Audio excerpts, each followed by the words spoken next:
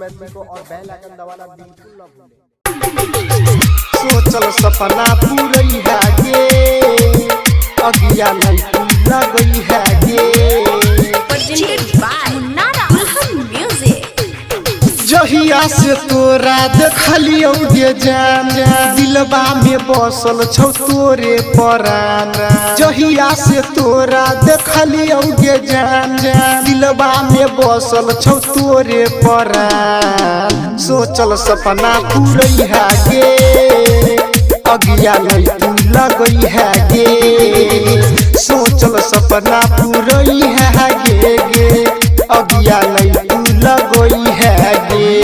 जहिया से तोरा देखलियो गे जान, दिलबा में बसल छौ तोरे परान।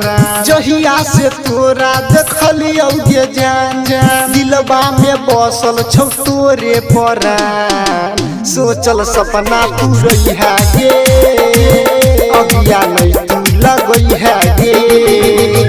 सोचल सपना पूरई है गे, अगिया नहीं पूरा गई है गे, गई है गे। अखन अहाँ सब सुन रहल छी मदनेश्वर स्थान मदना से दुल्हन म्यूजिक की शानदार प्रस्तुति। सोचल सपना पूरई है गे, अगिया नहीं पूरा गई है गे।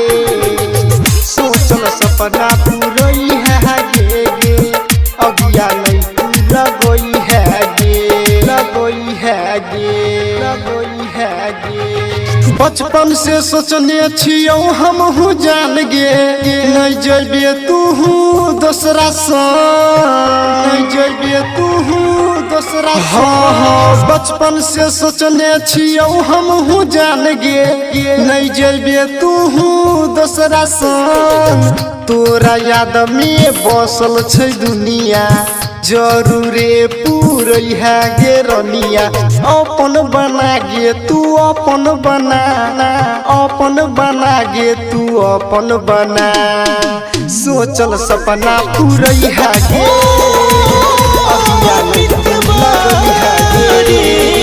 सोचल सपना पूरई है गे, अगिया नहीं पूरा गई है गे।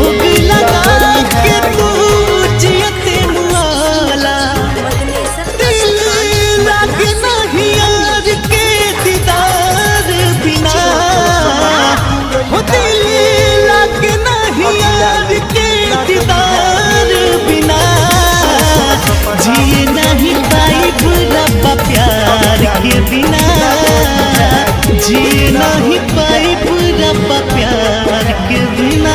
ससुरा के सुख देबो सुनो गे जान, नहीं है तुम तोरा दिक्कत के, नहीं है तुम तोरा दिक्कत। हाँ ससुरा के सुख देबो सुनो गे जान, नहीं है तुम तोरा दिक्कत के। कोहे राइटर दीपक के जान।